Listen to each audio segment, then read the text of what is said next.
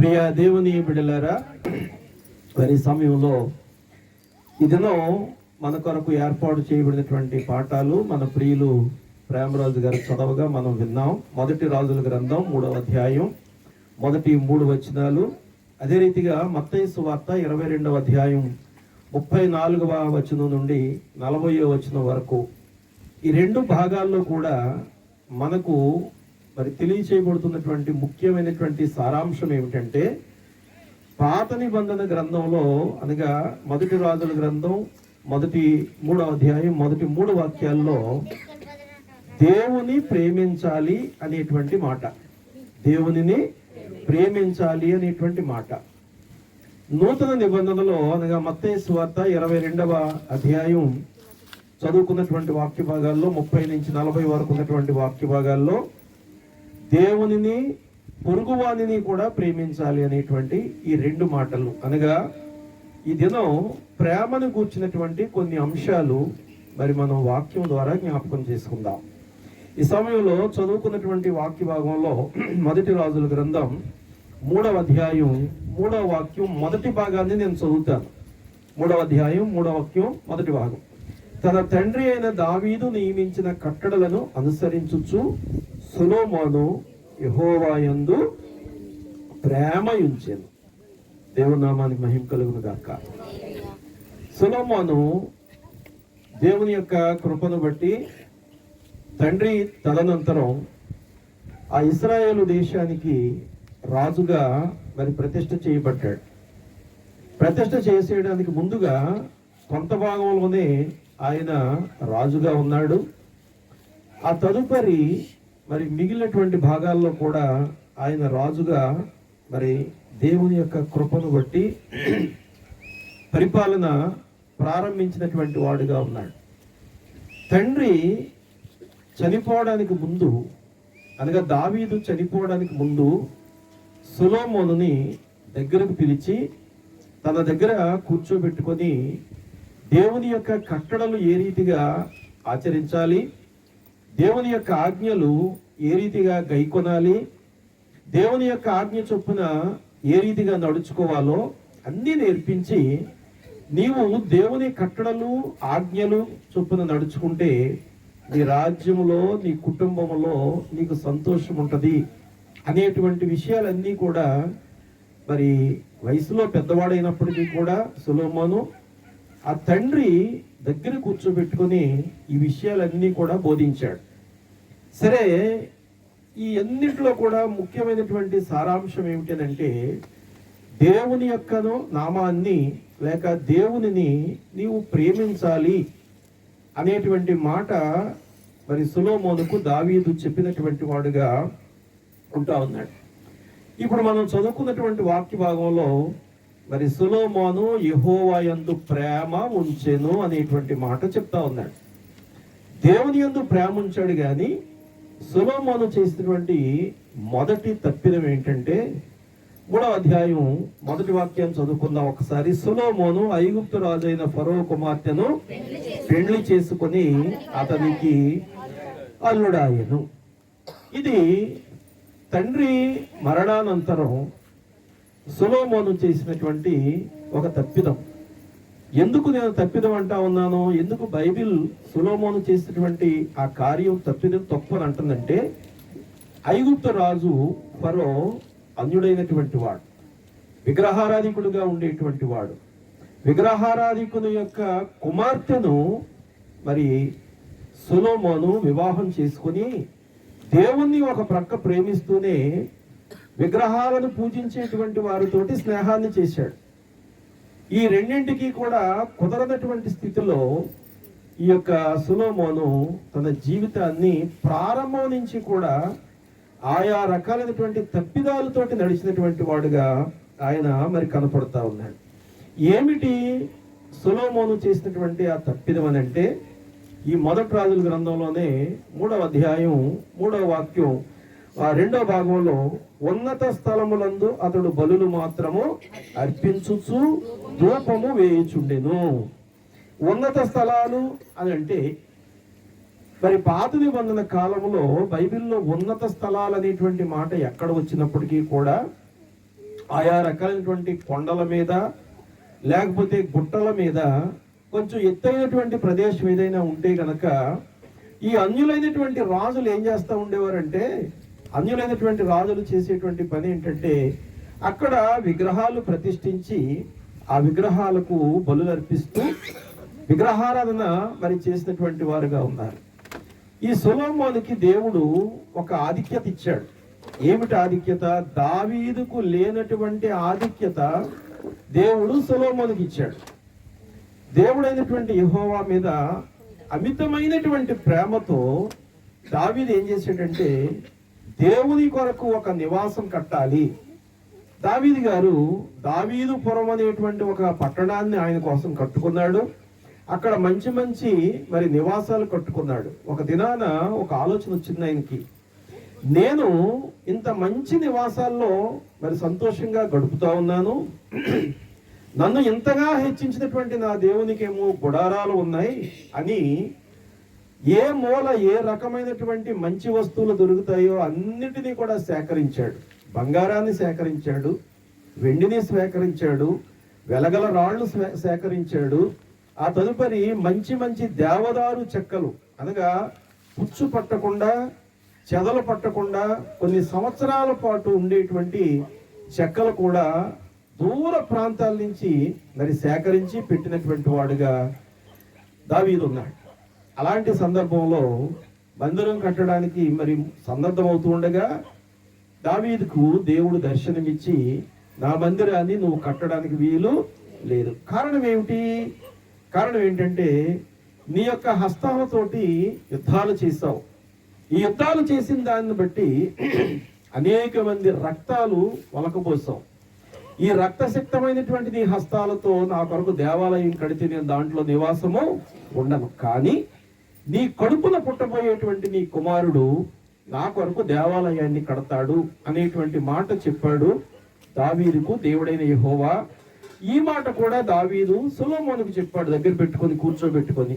అయితే సొలొమోను చేసినటువంటి మొదటి తప్పు ఏంటంటే అన్యుడైనటువంటి ఒక రాజు, అనగా విగ్రహారాధికుడైనటువంటి ఒక రాజు కుమార్తెను వివాహం చేసుకున్నాడు.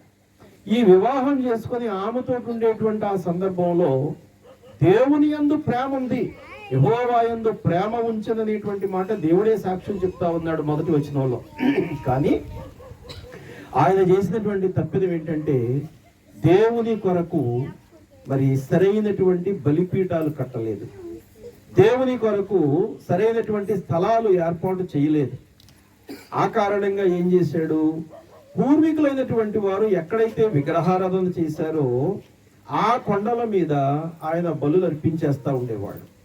అనగా దేవుని నామాన్ని మరి అన్య దేవతారాధన చేసినటువంటి స్థలాలలో అపవిత్రం చేసినటువంటి వాడుగా ఈ యొక్క సొలొమోను మరి కనపడతా ఉన్నాడు. అదే చెప్తా ఉన్నాడు 3వ అధ్యాయం 3వ వాక్యం 3వ వచనంలో, ఉన్నత స్థలముల యందు అతడు బలులు మాత్రం అర్పించుచు కోపము వేయుచుండెను. కాబట్టి అన్యదేవతారాధన అనేటువంటి దాన్ని మరి ఆయన కలిగి ఉన్నాడు.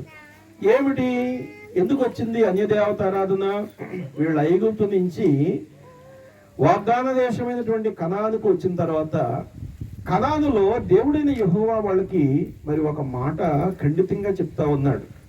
ఎందుచేతంటే కనాను ప్రజలు బహు విగ్రహారాధికులు, కనాను ప్రజలు బహు వ్యభిచారులు, కనాను ప్రజలు వాళ్ళ యొక్క జీవితాన్ని లోక సంబంధమైనటువంటి అపవిత్రతతో పాడు చేసుకున్నటువంటి వారుగా ఉంటూ ఉండగా మీరు వెళ్ళగానే చేయాల్సినటువంటి పని ఏంటో నేను చెబుతాను, ఆ ప్రకారంగా చేయండి అంటా ఉన్నాడు.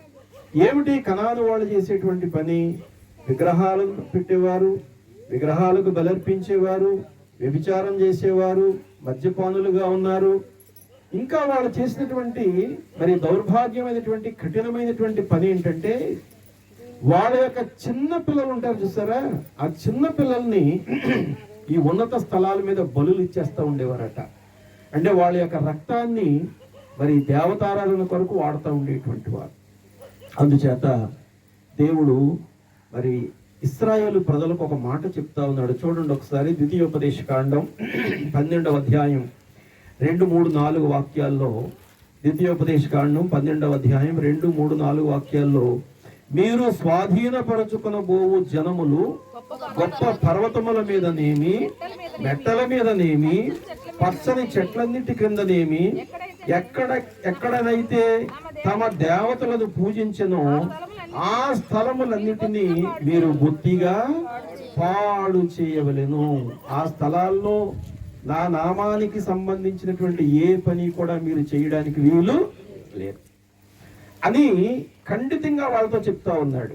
3వ వాక్యంలో కూడా చదువుకుంటే వారి బలిపీఠములను పడద్రోసి వారి విగ్రహములను పగలగొట్టి వారి దేవతా స్తంభములను అగ్నితో కాల్చి వారి దేవతల ప్రతిమలను కూలదోసి వాటి పేరులు అచ్చట లేకుండా నశింప చేయవలెను. ఎంత ఖండితమైనటువంటి రీతిలో ఆ మాట చెప్పాడో మనం ఒకసారి జ్ఞాపకం చేసుకోవాలి. ఎంత ఖండితమైనటువంటి రీతిలో వాళ్ళకి చెబితే సొలొమోను చేసినటువంటి పని ఏంటండి? ఉన్నత స్థలాల మీద బలులు అర్పించినటువంటి వాడుగా ఉన్నాడు. అంతేకాదు అక్కడ ధూపం వేయించాడు. కారణం ఏంటి? ఆయన చేసుకున్నటువంటి భార్య అన్య కుటుంబానికి చెందినటువంటిది. ఆమె చెప్పినట్టుగా అక్కడ బలులు అర్పించాలి. ఈ రీతిగా తన యొక్క ఆత్మీయ జీవితాన్ని సొలొమోను పాడు చేసుకున్నటువంటి వాడుగా ఆయన కనపడతా ఉన్నాడు. ఈ 4వ వాక్యంలో కూడా ఒకసారి మనం జ్ఞాపకం చేసుకుంటే వారు తమ దేవతలకు చేసినట్లు మీరు మీ దేవుడైన యెహోవాను గూర్చి చేయకూడదు. ఎంత ఖచ్చితంగా మరి దేవుడు స్పష్టంగా వాళ్ళతో చెప్తా ఉన్నాడో ఒకసారి మనం జ్ఞాపకం పెట్టుకోవాలి. ఈ మాట మనకు కూడా చెప్తా ఉన్నాడు. మనం కూడా అప్పుడప్పుడు అటొక గంతు ఇటొక గంతు, అటొక అడుగు ఇటొక అడుగు వేస్తాం కదా. ఇల్లు కట్టుకోవాలంటే, శంకుస్థాపన చేయాలంటే పాస్టర్ గారు వచ్చి ప్రార్థన చేయాలి. కానీ ఈ టైంకి అమ్మా మనం 10 గంటలు అనుకుంటాం, 10 అని పాస్టర్ గారు అంటాడు. అలా కాదండి అయ్యగారు, 8:59కి చెప్పారండి. ఎవరు చెప్పారంటే తాడేసుకున్నవాడు చెప్పాడు. అందుకని అలా చేయాలి అంటే అటొక గంతు ఇటొక గంతు. ఇది అయిపోయిన తర్వాత వాడికి డబ్బులు లేకపోతే మెటీరియల్ దొరకకు కొంచెం ఇల్లు మధ్యలో ఆగింది అనుకోండి. ఆ రోజు మా పాదిరి గారిని 8:59కి రమ్మంటే 10 గంటలకు వచ్చాడు, కునప్పం పోటు వేసాడు, ఇల్లు ఆగిపోయింది. కాబట్టి ఇంకా మనం ఎక్కడో పాతకాలంలో ఉన్నటువంటి ఆచారాల ప్రకారంగా మన జీవితాలు నాశనం చేసుకుంటా ఉన్నాం. అది వద్దు అనేటువంటిది మన పితరులతోటే కాదు, ఇవాళ నీకు నాకు మనందరికీ కూడా చెప్తా ఉన్నాడు. ఇక్కడ మరి ఇంత స్పష్టమైనటువంటి రీతిలో మరి ఆ యొక్క మాటలు చెప్తా ఉంటే దేవుని మాట లెక్క చేయకుండా అన్యుడైనటువంటి రాజు కుమార్తెను పెళ్లి చేసుకున్నాడు. ఒక గ్రంథకర్త రాస్తా ఉన్నాడు ఏంటంటే, అన్యుడైనటువంటి రాజు ఈ యొక్క ఐగుప్తు రాజు యొక్క కుమార్తెనే కాదు పెళ్లి చేసుకోవటం, ఆయన ఇంకా చాలా మంది అన్యులైనటువంటి రాజుల కుమార్తెలను పెళ్లి చేసుకున్నాడు. చివరికి వచ్చేసరికి 700 మంది భార్యలను సంపాదించేసుకున్నాడు, 300 మంది ఉంపుడు గత్తులు సంపాదించుకున్నాడు. వాళ్ళందరూ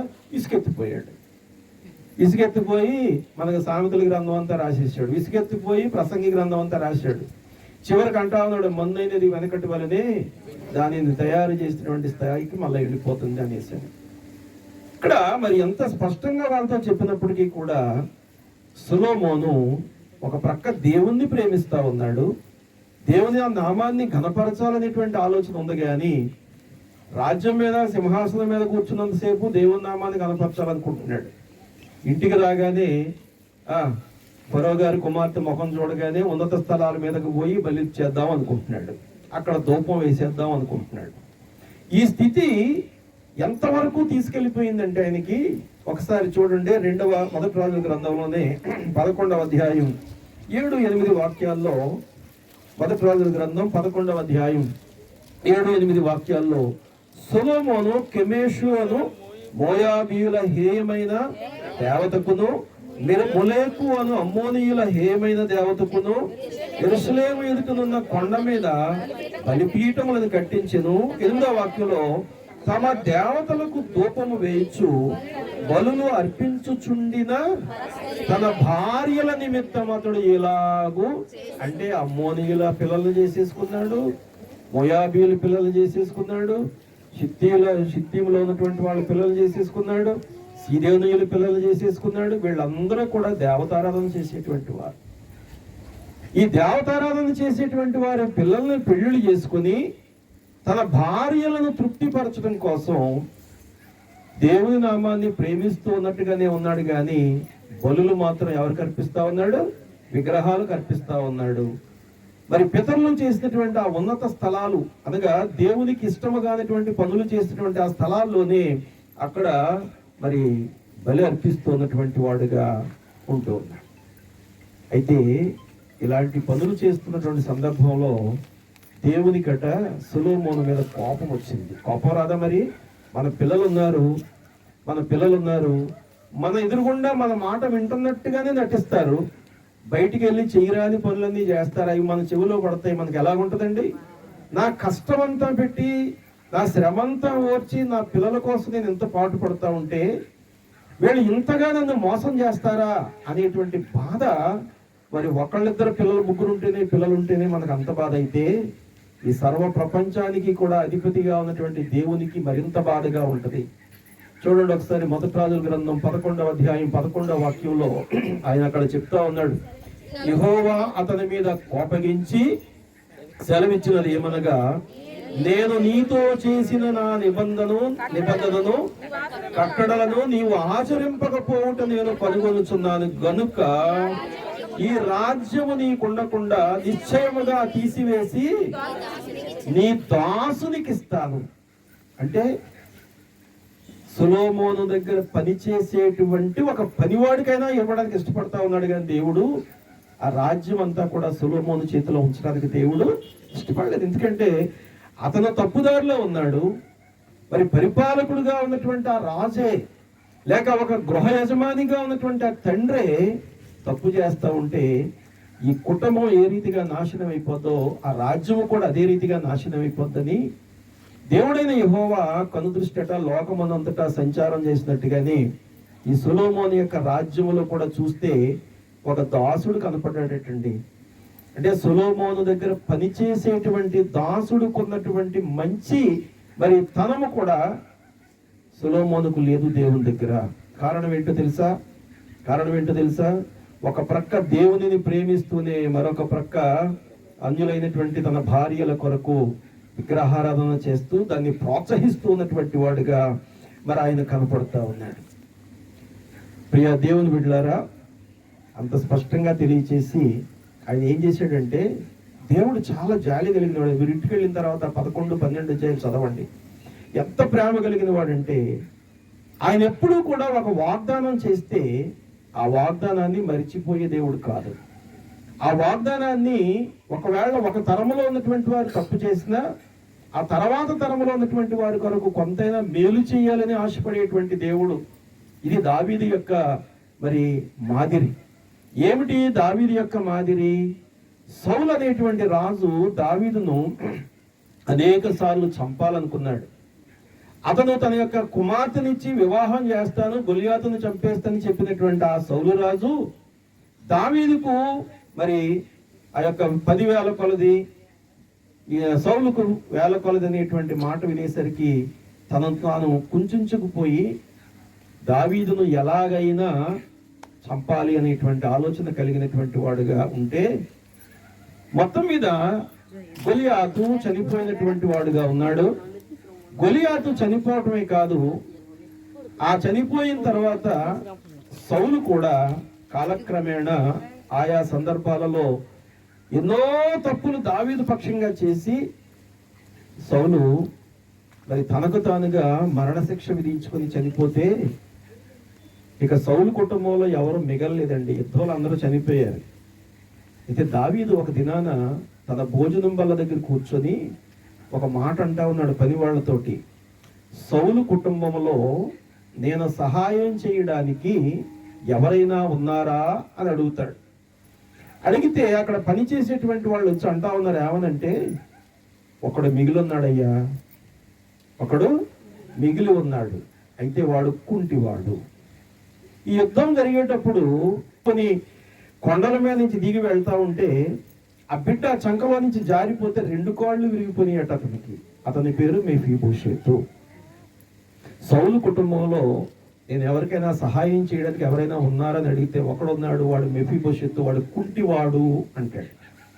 ఇప్పుడు దావీదు గారికి ఏమన్నా కష్టపడాల్సిన అవసరం ఉందా? వాడిని కూడా లేపేయచ్చు కదా. కానీ దావీదు ఏమన్నాడంటే, అతను నా దగ్గరికి తీసుకురండి అని. దావీదును దేవుడు ఎంతగా ప్రేమించాడో అంతే ప్రేమ ఆయన మెఫీబోషెతు మీద చూపించాడు. సౌలు కుట్ర పనినప్పటికీ కూడా అది ఏమీ గుర్తు చేసుకోకుండా మెఫీబోషెతు కొరకు దేవుని ప్రేమను చూపించి, ఆ మెఫీబోషెతు తోటి ఒక మాట అంటాడు. ఏమనంటే, నీ పితరులు కోల్పోయినటువంటి స్వాస్థ్యం అంతా నీకు ఇచ్చేస్తాను, నీవు బ్రతికున్నంత కాలం కూడా నా బల్ల దగ్గరే ఉండి నాతో సమానంగా నేను తినేటువంటి ఆహారం తిని సంతోషంగా గడుపు అన్నాడు. ఇది దేవుని ప్రేమ. ఇక్కడ మరి మనం జ్ఞాపకం చేసుకోవాలి, అంత మంచి ప్రేమ కలిగినటువంటి దావీదులో నుంచి ఈ సొలొమోను వచ్చి దేవునికి ఇష్టముగానటువంటి పనులు చేస్తూ రాజ్యాన్ని పరిపాలిస్తా ఉన్నాడు, దేవుణ్ణి ప్రేమిస్తా ఉన్నాడు, ఇతరులను కూడా తన చెంత చేర్చుకొని తన యొక్క ఆత్మీయ జీవితాన్ని ఆయన నాశనం చేసుకుంటా ఉంటే దేవుడు ఏం చెప్పాడు తెలుసా? దావీదుకు నేను చేసినటువంటి వాగ్దానాన్ని బట్టి ఉన్నటువంటి స్థలాలన్నింటిలో కూడా ఒక గోత్రానికి సరిపడేటువంటి రాజ్యాన్ని మాత్రమే నీ తర్వాత ఉన్నటువంటి వాళ్ళకి ఇస్తాను, మిగిలినంతా కూడా నీ దగ్గర పనిచేసి నీ దాసుడికి ఇచ్చేస్తాను, వాడే యెరోబోము. గమనించాలి దేవుని బిడ్డలారా, దేవుడు మనల్ని ఇంకా ప్రేమిస్తా ఉన్నాడు. మనం ఎన్ని తప్పులు చేసినా, ఎన్ని కాని పనులు చేసినా, ఎంత అబద్ధికులమైనా, ఎంత మరి దేవుని ఎదుట మరి కాని స్థితిలో మన యొక్క ఆత్మీయ జీవితాలు నాశనం చేసుకున్నప్పటికీ కూడా ఆయన మనల్ని ప్రేమిస్తానే ఉన్నాడు. ఏదో ఒక ప్రక్క మనల్ని ఇంకా ఆశీర్వదించాలని ఆయన ఇష్టపడతా ఉన్నాడు.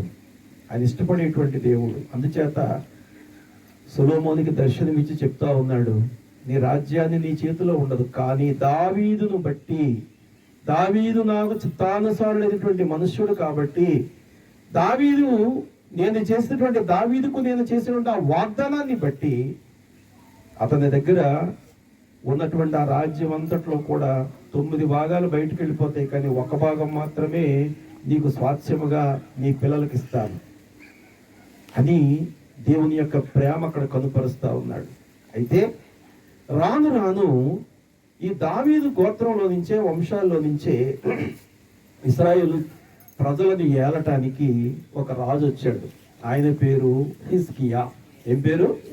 చూడండి ఒకసారి మనం జ్ఞాపకం చేసుకుందాం. 2వ రాజుల గ్రంథం 18వ అధ్యాయం, 2వ రాజుల గ్రంథం 18వ అధ్యాయం 3-4 వాక్యాల్లో, తన పితరుడైన దావీదు చేసినట్లు అతడు యెహోవా దృష్టికి పూర్ణముగా నీతిని అనుసరించెను.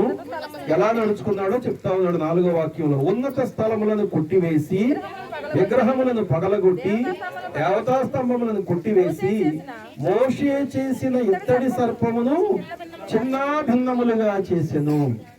ఏమంటే ఒకసారి మరి ఒకానొక టైంలో ఇశ్రాయేలు ప్రజలు అరణ్యములో పడి వస్తా ఉన్నప్పుడు మోషేకు విరోధంగా మాట్లాడితే వాళ్ళ మధ్యలోకి ఏమొచ్చినాయి? తాపకరమైన సర్పాలు వచ్చినాయి. ఈ సర్పము కాటు తిన్నటువంటి వాడు అయ్యో అనటానికి లేదు, బాబోయ్ అనటానికి లేదు, ప్రక్కవాడితో మాట్లాడే సమయం కూడా లేకుండా కరిసిన వెంటనే చచ్చిపోతా ఉండేవారట. వీళ్ళందరూ వచ్చి మోషేకు మొరపెట్టుకుంటే, మోషే దేవునికి మొరపెడితే అప్పుడు దేవుడు ఒక మార్గాన్ని చూపించాడు. నువ్వు ఒక ఇత్తడి స్తంభం చేయించి దాని మీద ఒక సర్పం బొమ్మ చేయించు, ఎవరినైతే ఆ పాము కరిసిందో వాడు ఆ బొమ్మను చూసిన వెంటనే వాడు బ్రతుకుతాడు అని చెప్తాడు. అయితే మోషే చనిపోయాడు, వాళ్ళు వాగ్దాన దేశానికి వచ్చారు, కానీ కూడా ఏం తెచ్చుకున్నారు? వాళ్ళు ఈ సర్పాన్ని కూడా తెచ్చుకుని దానికి ఒక పేరు పెట్టుకున్నారట. ఏంటి చూడండి, దానికి ఇశ్రాయేలీలు నెహుష్టానాము అని పేరు పెట్టి, దానికి అంటే కనపడినటువంటి ప్రతి రూపానికి కూడా వీళ్ళు ఏం చేస్తా ఉన్నారు? ఇది ఎక్కడి నుంచి తెచ్చుకున్నారు వీళ్ళు? సొలొమోను గారు అంటించేశాడు, వరుసగా అంటించేశాడు. ప్రియ దేవుని బిడ్డలారా, అంత స్పష్టమైనటువంటి రీతిలో ఈ వాక్యం తెలియచేస్తా ఉంది. సొలొమోను చేసినటువంటి ఆ ప్రభావం, సొలొమోను చేసినటువంటి ఆ తప్పిదము యొక్క ప్రభావం ఎక్కడ పడింది? ఈ మొదటి రాజుల గ్రంథంలోనే 11వ అధ్యాయం 12వ వాక్యం చదవండి ఎవరైనా ఒకసారి. మొదటి రాజుల గ్రంథం 11వ అధ్యాయం 12వ వాక్యంలో, అయినను నిమిత్తము నీ తండ్రి అయిన దావీదు నిమిత్తము ఈ దినమున యందు ఆ, నేను నేను అలాగు అలాగు చేయక చేయక కుమారుని చేతిలో నుండి నీ కుమారుని చేతిలో నుండి తీసివేసెదను. దానిని తీసివేసేదను. చూసారా, తండ్రి చేసినటువంటి దోషానికి ప్రతిగా ఇప్పుడు శిక్ష ఎవరు అనుభవిస్తా ఉన్నారు? కుమారుడికి రాజ్యము లేకుండా పోయింది. చిన్న మొక్క దొరికిందంతే, పెద్దదంతా కూడా దాసుడికి ఇచ్చేసాడు. చిన్న భాగం మాత్రం ఏర్పాటు చేయబడిన వారు చాలా మంది ఉన్నారు, కానీ ప్రభు యొక్క మార్గాన్ని అనుసరించినటువంటి వారు బహు కొద్ది మందిగానే ఉన్నారు కదా. ఈ కొద్ది మందికే ఆయనతో ఉండేటువంటి ఆ సహవాసాన్ని మరి ఇస్తాననేటువంటి మాట అక్కడ మరి తెలియచేస్తా ఉన్నాడు. ఇక్కడ మరి ఆ యొక్క 2వ రాజుల గ్రంథంలోనే 18వ అధ్యాయం 5వ వాక్యం మొదటి భాగంలో కూడా ఒకసారి మనం చదువుకుంటే హిజ్కియా చేసినటువంటి గొప్ప పని ఏంటో అక్కడ చెప్తా ఉన్నాడు. అతడు ఇశ్రాయేలీల దేవుడైన యెహోవా యందు విశ్వాసం ఉంచిన వాడు, అతని తరువాత వచ్చిన యూదా రాజులలోను అతని పూర్వీకులైన రాజులలోను అతనితో సమానమైన వాడు ఒక్కడులేటండి. హిజ్కియా చేసిన పని ఏంటో తెలుసా? చాలా చిన్న వయసులో రాజు అయ్యాడు. రాజు అయిన తర్వాత సింహాసనం ఎక్కగానే ఆయన ముందు చేయించిన పని ఏంటంటే మూసివేయబడినటువంటి యెరూషలేము దేవాలయం తలుపులు తెరిపించాడు. దేవాలయం యొక్క తలుపులు తెరిపించడమే కాదు, దేవాలయాన్ని పరిపూర్ణంగా శుద్ధి చేయించాడు.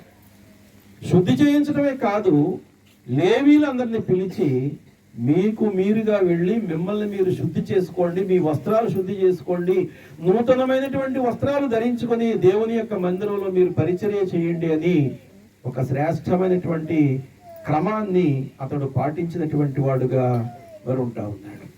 ప్రియ దేవుని బిడ్డలారా, ఎంత శ్రేష్టమైనటువంటి ఆశీర్వాదాన్ని మరి ఈ యొక్క హిజ్కియా కలిగి ఉన్నాడు. నిజమే, హిజ్కియాకు మరణకరమైన రోగం వచ్చింది.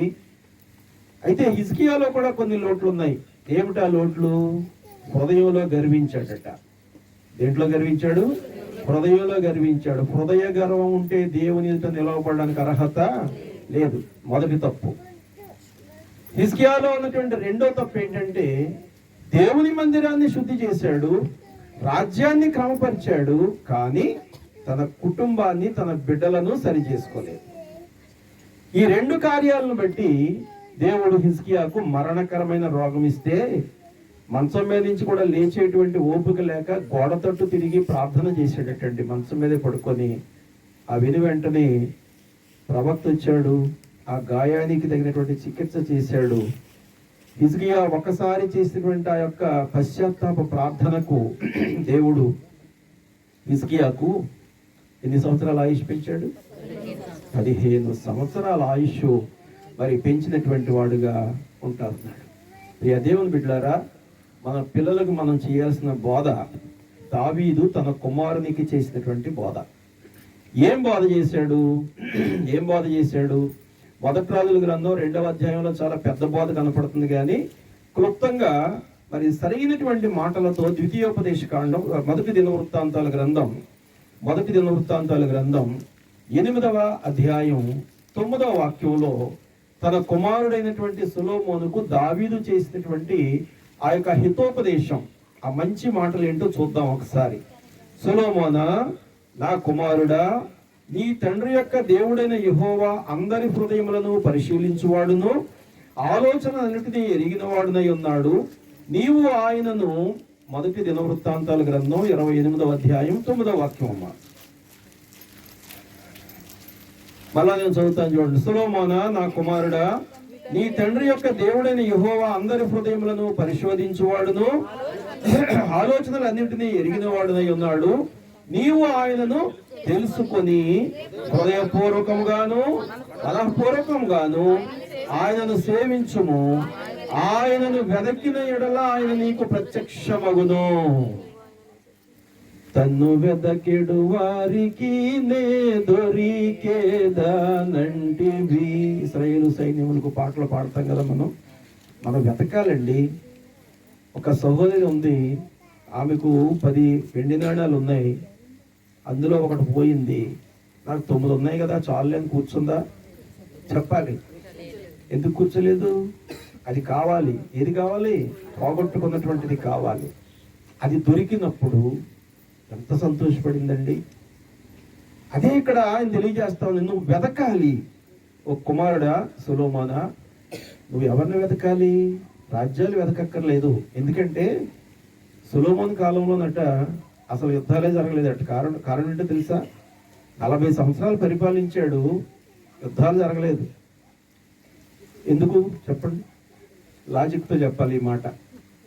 40 సంవత్సరాలు పరిపాలించాడు, యుద్ధాలు జరగలేదు. కారణం ఏం చేశాడు? ఇటువైపు కూడా ఉన్నాడు.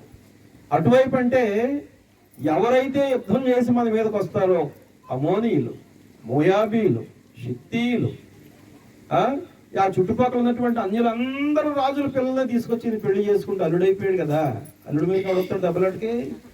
కాబట్టి ఎవరికి యుద్ధం లేదు. ప్రశాంతంగా ఉందనుకుంటున్నాం కానీ దేవునికి ప్రశాంతత లేకుండా చేశాడు సొలొమోను. గమనించాలి ప్రియ దేవుని బిడ్డలారా, మన బిడ్డలకి మనం చేయాల్సినటువంటి హితోపదేశం ఏంటో తెలుసా? బోధ ఏంటో తెలుసా? ఏం బోధ చేయాలి? నీ దేవుడైన యెహోవాను లేక యేసయ్యను నువ్వు బాల్య దినాల నుంచి వెతకాలి. ఆ రీతిగా వెతికితే ఆయన నీకు ప్రత్యక్షమవుతాడు. ఆయన నిన్ను ఆశీర్వదిస్తాడు, నిన్ను దీవిస్తాడు. అనేకమైనటువంటి ఆశీర్వాద ఆత్మీయ ఫలాలతో నిన్ను నింపేవాడిగా ఆయన ఉంటాడు. చూడు అక్కడ చక్కటి మాట చెప్తా ఉన్నాడు. హృదయపూర్వకముగాను మనఃపూర్వకముగాను ఆయనను సేవించుము. ఆయనను వెతకిన ఎడల ఆయన నీకు ప్రత్యక్షమగును. నీవు ఆయనను విసర్జించిన ఎడల ఆయన నిన్ను నిత్యముగా త్రోసివేయి. నిజమే, అటు ఇటు ఊగుతూ ఒక ప్రక్క మరి ప్రేమిస్తున్నట్టుగానే కనపడ్డాడు, ఒక ప్రక్క అన్యుడైపోయాడు. ఒక ప్రక్క దేవుని నామాన్ని గణపరుస్తాం అనుకుంటా ఉన్నాడు, కానీ ఇంటికి వెళ్ళగానే కనపడేసేసరికి, భార్యలు చూసేసరికి ఈవేళ నేను పలానా చోట బలర్పించాలంటున్నావు, ఇల్లు చేసుకో, 10 వాళ్ళు కూడా పంపించేశాడు. అంతా నాశనం అయిపోయి తండ్రి చేసినటువంటి ఆ హితోపదేశాన్ని దూరం పెట్టేశాడు. తండ్రి చేసినటువంటి ఆ మంచి మాటలన్నీ కూడా దూరం పెట్టాడు. ఒకే మాట గుర్తుపెట్టుకున్నాడు, దేవుని నామాన్ని ప్రేమించు, అదొకటే గుర్తుపెట్టుకున్నాడు. అందువల్ల చివరి కాలంలోనట మనశ్శాంతి కోల్పోయినటువంటి వాడుగా, ఏం కోల్పోయాడు? మనశ్శాంతి కోల్పోయినటువంటి వాడుగా ఒక మాట చెప్తా ఉంటాడు. ప్రసంగి గ్రంథం 12వ అధ్యాయం మొదటి 2 వాక్యాల్లో, ప్రసంగి గ్రంథం 12వ అధ్యాయం మొదటి 2 వాక్యాల్లో, దుర్దినములు రాకముందే ఇప్పుడు వీటి యందు నాకు సంతోషము లేదని నీవు చెప్పు సంవత్సరములు రాకముందే, తేజస్సునకును సూర్యచంద్ర నక్షత్రములకును చీకటి కమ్మకముందే, వాన వెలిసిన తర్వాత మేఘములు మరలా కమ్మకముందే, నీ బాల్య దినముల యందే నీ సృష్టికర్తను స్మరణకు తెచ్చుకునుము. దుర్దినాలు 60 ఏళ్ళు హ్యాపీ, 70 ఏళ్ళు పర్వాలేదు, 80 ఏళ్ళు కొంచెం పర్లేదు, 90 వస్తే మనవడు కూడా ఎసరించుకుంటాడు, 100 వచ్చేస్తే ఆడపిల్లడు కూడా ఎసరించుకుంటాడు. దుర్దినాలు. తర్వాత ఏమంటాడు? వీటి యందు ఇప్పుడు నాకు సంతోషం లేదని నీవు చెప్పు సంవత్సరములు రాకముందే, తేజస్సునకును, నీ శరీరములో ఉండేటువంటి అందచందాలన్నీ కూడా దిగజారిపోతాయి కదా. దిగజారిపోయిన తర్వాత కాదు నువ్వు దేవుని దగ్గరికి రావాల్సింది. నీ శరీరంలో పుష్టి ఉన్నప్పుడే, నీ శరీరం అంత అందంగా ఉన్నప్పుడే, నీ శరీరం బలంగా ఉన్నప్పుడే నువ్వు దేవుని దగ్గరకు, ప్రభు దగ్గరకు రావాలి. తేజస్సునకును సూర్యచంద్ర నక్షత్రములకును చీకటి కమ్మక ముందే, కళ్ళు మసకబారిపోతాయి, క్యాటరాక్ట్ వచ్చేస్తుంది. నీకు చదవచ్చు కానీ బైబిల్ చదివేటువంటి పరిస్థితి ఉండదు. ఒకవేళ క్యాటరాక్ట్ ఆపరేషన్ చేయించిన అది సక్సెస్ కాకపోతే అసలుకే మోసం వచ్చేస్తుంది. అనుకుంటాం ఏమనంటే ఇంకా టైం ఉందిలే అనుకుంటాం. దేవుడు నీ పుట్టుకనైనా ఈ దినాల్లో ఉన్నటువంటి టెక్నాలజీ ప్రకారంగా తెలిసేలాగా చేశాడు, కానీ నీ చావు మాత్రం ఎవరికి తెలియదండి. చావు మాత్రం ఎవరికి తెలియదు. కారణం ఏంటో తెలుసా? ఒకవేళ ఫలానా తారీఖున ఫలానా సమయం నువ్వు చచ్చిపోతావు నీకు తెలిస్తే, ఒక అరగంట ముందు ఆ సిలువ మీద దొంగ ఎలాగైతే పశ్చాత్తాపడ్డాడో మనం కూడా అలాంటి పనులు చేస్తామని బ్రతికిందంతా కంపు బ్రతికేసి ఆ తదుపరి ఆయన ముఖం చూస్తాం. అందుకని చావును మాత్రం ఆయన దగ్గరే ఆ గుప్పిట్లో ఉంచుకున్నాడు. దేవునికి ఇష్టడైనటువంటి నీతిమంతుడు న్యాయవంతుడైనటువంటి యోబు శరీరం అంతా చివికిపోయినప్పటికీ కూడా, సాతాను చేత శోధింపబడినప్పటికీ కూడా, సమస్తాన్ని కోల్పోయినప్పటికీ కూడా అతని ప్రాణాన్ని మాత్రం తీయడానికి సాతానుకు దేవుడు హక్కు ఇవ్వలేదు. కారణం ఏంటో తెలుసా? అది దేవునిది. ఆది యందు దేవుడైన యెహోవా నేల మంటితో నరుని సృజించెను, వాని నాసికారంధ్రములో జీవవాయువును ఊదగా నరుడు జీవాత్మాయను. కాబట్టి ఆ జీవాత్మను తీయాలి అని అంటే అది ఎవరి తరము కూడా కాదు, అది ఆయన వర్షంలోనే ఉండేటువంటిదిగా కనపడతా ఉంది. కాబట్టి వాక్యం తెలియజేస్తా ఉంది, నువ్వు ఎప్పుడో అని వాయిదా వేయొద్దు. ఇది సమయం, నీ బాల్య దినముల యందే. ఇక్కడ చాలా మంది చిన్ని చిన్ని పిల్లలు ఉన్నారు. ఎవరికి? మన ఆదిలక్ష్మి గారికి. ఎంతమంది మనవాళ్ళమ్మా? ఆదిలక్ష్మి గారు ఉందా ఇక్కడ? అమ్మా సత్యవతి గారు చెప్పండి, మీకు ఎంతమంది మును మనవలు ఉంటారు? ఒక 20 మంది పైన ఉంటారు. బాగా అలా విస్తరించిపోయింది చెట్టు కదా. ఈ పిల్లలందరినీ ఎప్పుడైనా దగ్గర కూర్చోబెట్టుకుని ఎప్పుడైనా వాక్యం చెప్పారా? ఇదే వచ్చింది గొడవ. ఇంటే చెప్తానంటే ఇదేలాగా చెయ్యాలా? అమ్మా వస్తారు, వాళ్ళకి ఏం చేయాలంటే ఒక చాక్లెట్ కొనిపెట్టి 10 చాక్లెట్లు కొని ఇలా చూపించారనుకోండి, రే కూర్చోండిరా, ఈ కథ అంతా విన్న తర్వాత నేను మీకు చాక్లెట్ ఇస్తానన్నారనుకో, ఎవరి కోసం కూర్చోరు? చాక్లెట్ కూర్చోబెట్టేస్తుంది వాళ్ళని, చాక్లెటే కూర్చోబెడుతుంది. గమనించాలి, మన బిడ్డలకి బాల్య దినాల నుంచి కూడా దేవుని యొక్క వాక్యాన్ని, ప్రార్థనను కనుక నేర్పిస్తే సొలొమోనులాగా 2 రకాల ఆలోచనలతో ఉండవు. ఇదిగో సొలొమోను యొక్క పరిస్థితి ఎలాగైపోయిందంటే, ఇలా 2 ఏళ్ళు పెడితే తక్కువ భాగమేమో దేవుణ్ణి ప్రేమిస్తా ఉన్నాడు, ఎక్కువ భాగమేమో ఉన్నత స్థలాల మీద భార్యలను బట్టి బలులు అర్పించేస్తా ఉన్నాడు. ఏది నెగ్గుతుంది ఇప్పుడు? ఇదే డామినేట్ చేసేస్తుంది, ఇది తగ్గిపోతా ఉంది. అందుకేనట పెద్ద వయసు వచ్చేసరికట విసిగెత్తిపోయాడటండి ఆయన. ఏమెత్తిపోయాడు? 1000 మంది చెప్పినట్టుగా విని బలులు అర్పించాలంటే ఆ 1000 మందికి బలులు ఎక్కడి నుంచి తెస్తాడు? సరే, దేవుని యొక్క దేవాలయం కట్టిన తర్వాత బలు అర్పించాడు, దేవునికి ప్రార్థన చేశాడు, దేవుని యొక్క మహిమ వచ్చింది చెప్తున్నాను కదా. ఇది ఒక సైడ్ అయితే, రెండో సైడ్ నుంచి తన ఆత్మీయ జీవితాన్ని ఆయన నాశనం చేసుకున్నటువంటి వాడుగా, రాజ్యాధికారంలోకి వచ్చాక యెహోవా నామాన్ని ప్రేమించాడు, దేవుని యొక్క నామాన్ని ప్రేమించాడు. అదే వరుసలో తన యొక్క ఆత్మీయ జీవితాన్ని కూడా మరి నాశనం చేసుకున్నటువంటి వాడుగా ఆయన కనపడతా ఉన్నాడు. రెండవ అంశంలో మనం జ్ఞాపకం చేసుకున్నట్టయితే, ఇక్కడ ప్రేమ, దేవుని మీద ప్రేమ. ఆ ప్రేమను బట్టే మందిరాన్ని కట్టాడు, దహన బలులు అర్పించాడు, దేవుని యొక్క మహిమను వారందరూ కూడా చూసేలాగా చేశాడు. గొప్ప సంగతే. ప్రేమను గురించినటువంటి మాట మరి తెలియజేయబడతా ఉంది. ఏమిటది? మత్తయి సువార్త 22వ అధ్యాయం 34వ వచనం నుంచి 40వ వచనం వరకు మన సహోదరులు చదివి వినిపించారు. ఆ మాటలో చూడండి, అక్కడ 22వ అధ్యాయం 34వ వాక్యంలో, ఆయన సద్దూకయుల నోరు ముయించినని పరిసయ్యులు విని కూడి వచ్చింది. సద్దూకయులు అనేటువంటి వారు మరి ఎలాంటి వారంటే, అదే మాట నేను చెప్పడం కాదు, బైబిల్లోనే చూడండి, 22వ అధ్యాయం 23వ వాక్యాన్ని చూడండి ఒకసారి. పునరుద్ధానము లేదని సద్దూకయులు చెప్పేది. సద్దూకయులు అంటే చచ్చిపోతాం, చచ్చిపోయిన తర్వాత మళ్ళా మనం లేచేటువంటి సమస్య లేదు. అనేక మంది నమ్మేటువంటి విధానం అది. గమనించాలి. ఉందని యేసయ్య చెప్తా ఉంటే వీళ్ళు ఇంకొక పక్కకి వెళ్ళి పునరుద్ధానము లేదు అని చెప్తా ఉండేవారు. నీ పొరుగు వాడిని ప్రేమించదంటే నీకు నువ్వే బ్రతకాలనేటువంటి వారు. వీళ్ళు ఎలాంటి వాళ్ళు అంటే, ఆ దినాల్లో ఉన్నటువంటి రోమా ప్రభుత్వంతో స్నేహం చేసి, యూదుల్లో ఉన్నటువంటి ఒక జాతి అన్నమాట, ఇది ఒక గుంపు, రోమియోలతోటి స్నేహం చేసి మందిరాన్ని, యెరూషలేము పరిశుద్ధ దేవాలయాన్ని కేంద్రంగా చేసుకుని ప్రజలందరినీ కూడా తప్పుడు మార్గంలో మరి వాళ్ళు నడిపించేటువంటి వారుగా ఉంటా ఉన్నారు.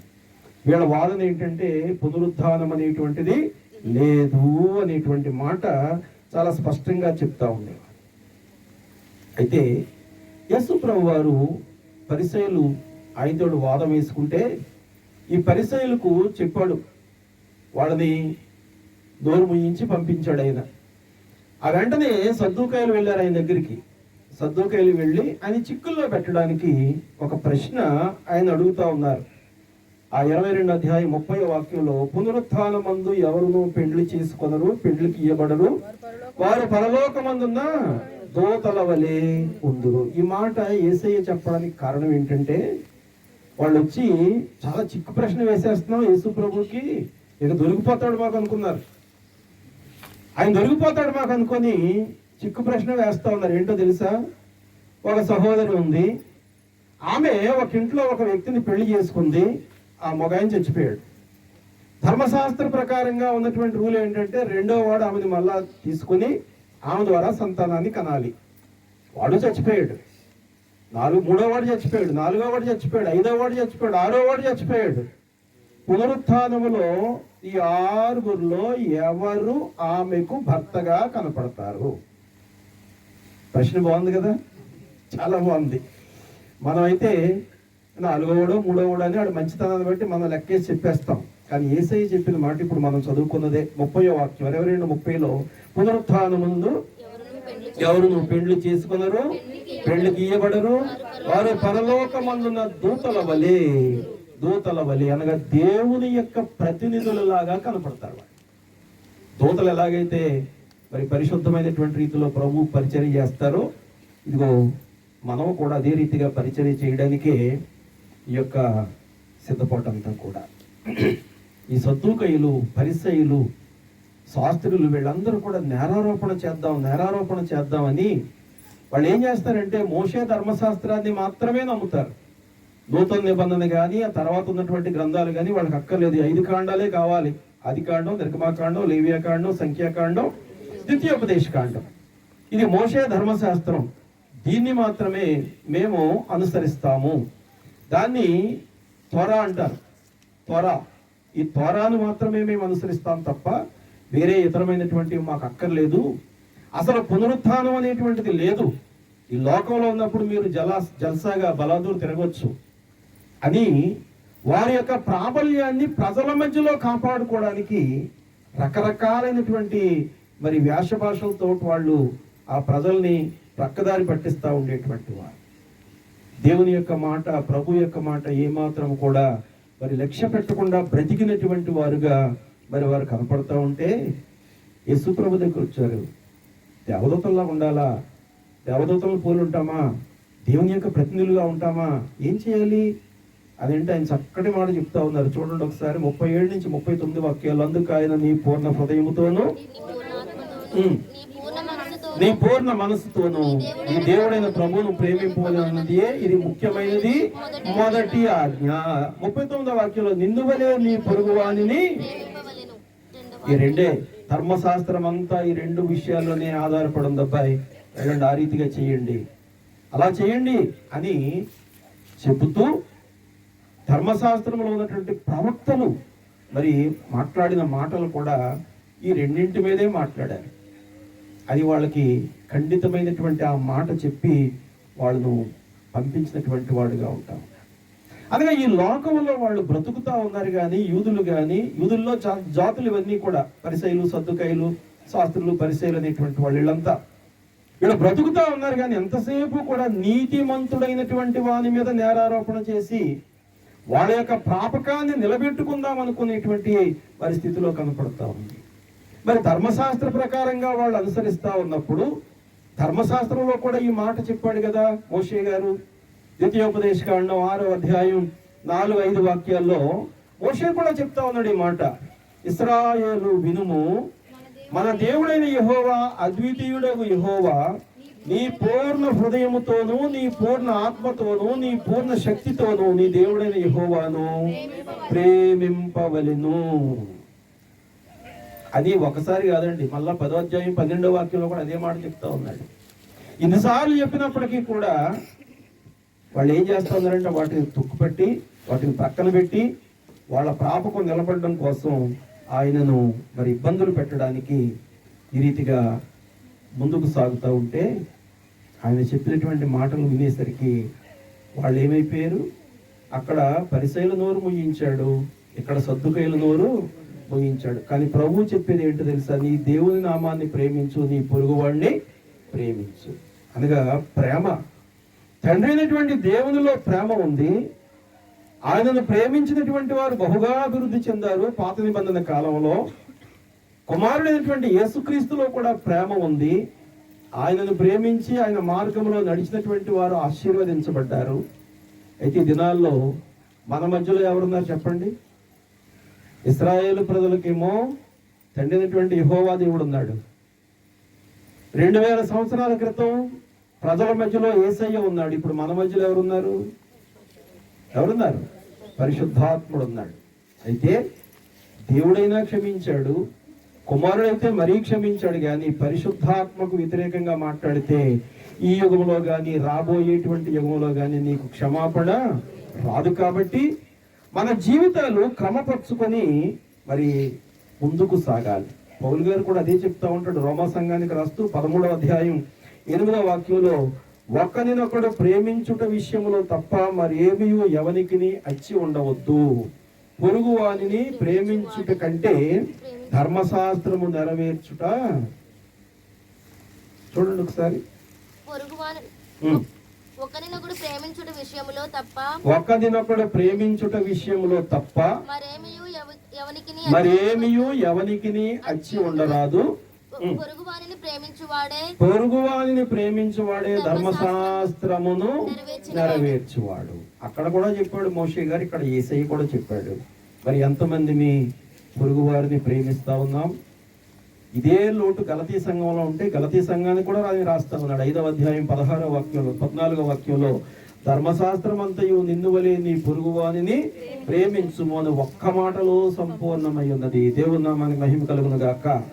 ఇదిగో ఈ దినాన్నించే మన దేవుని నామాన్ని ప్రేమిద్దాం, మన పొరుగువానిని ప్రేమిద్దాం.